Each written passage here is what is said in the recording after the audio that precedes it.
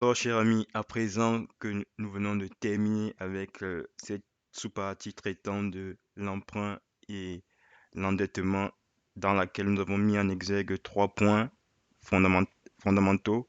Le premier point, c'était les avantages et les inconvénients de l'emprunt.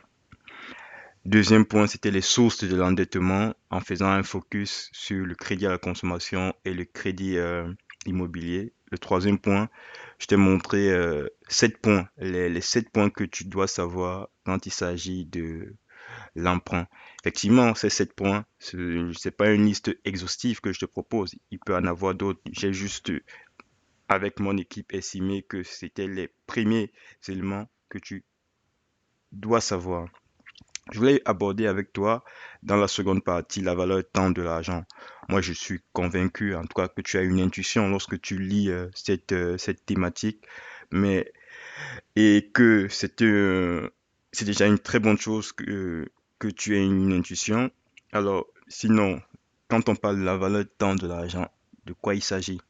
De la valeur temporelle de l'argent. C'est un concept d'ailleurs, qui est beaucoup utilisé en finance, qui voudrait simplement dire que un montant d'argent qui est reçu ou émis, généralement plutôt, vaut davantage qu'un même montant reçu ou émis plus tard. Qu'est-ce que simplement je veux dire dans cette définition?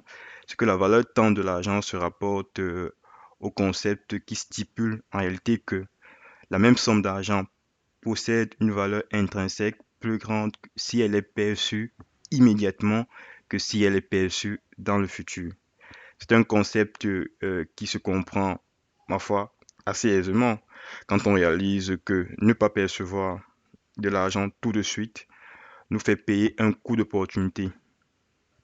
On ne peut pas investir immédiatement l'argent perçu afin de le travailler.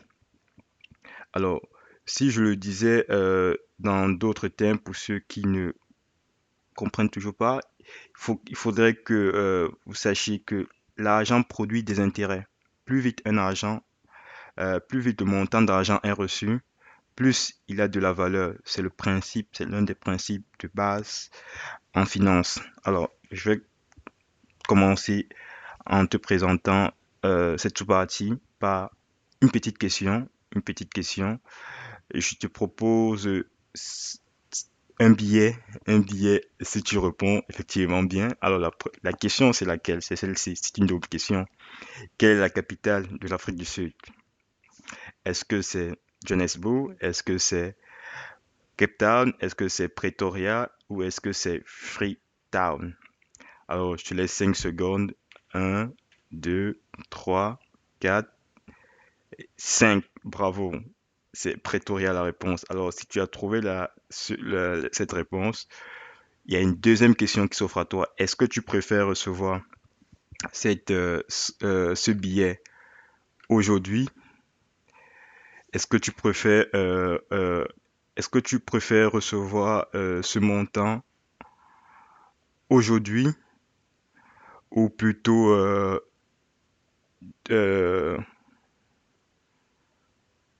ou plutôt prochainement? En tous les cas, 92% au minimum, 92% au moins sont favorables à recevoir cet argent aujourd'hui. Pourquoi? Et pas demain. Pourquoi? Parce que la valeur temps simplement, la valeur du temps s'appuie sur les taux d'actualisation et le taux d'intérêt.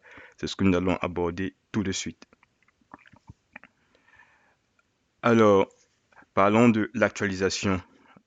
Toujours à travers un exemple, hein, on va supposer que vous allez vous prêter à votre ami la somme de 100 euros, à charge pour lui effectivement de vous rembourser dans un an.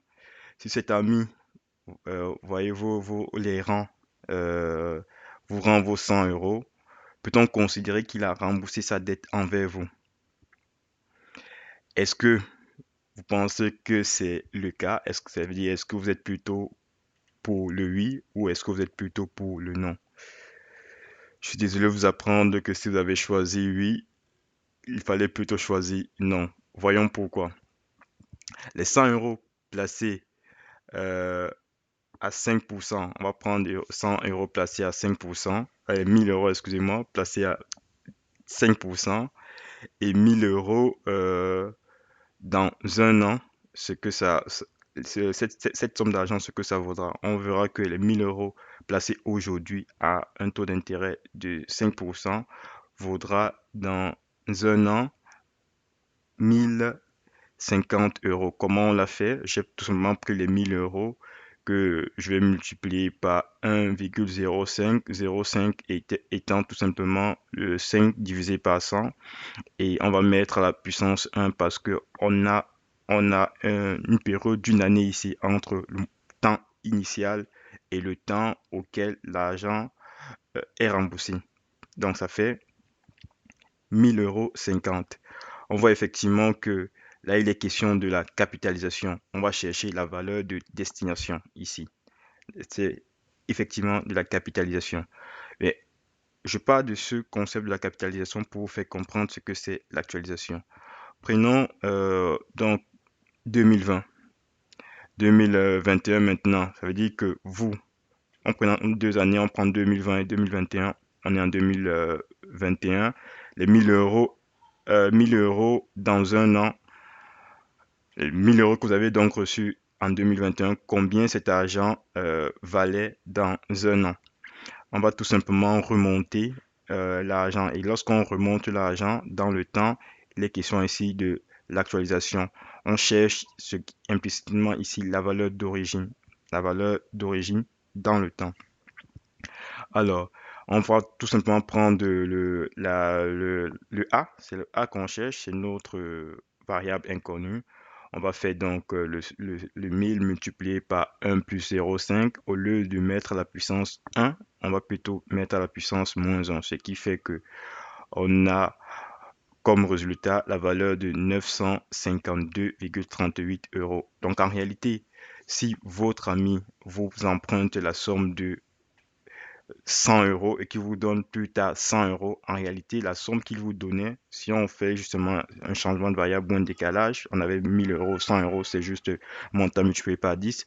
Donc là, on aura 95,238 que la personne vous avait réellement pris. Donc, ce n'est pas, vous voyez justement pourquoi ça ne correspond pas à la réponse oui. Alors, là, j'ai abordé à faible échelle, sur une échelle de temps assez réduite, la formule. Mais en réalité, quelles sont les formules que l'on utilise pour mettre en exergue aussi bien l'actualisation que la capitalisation?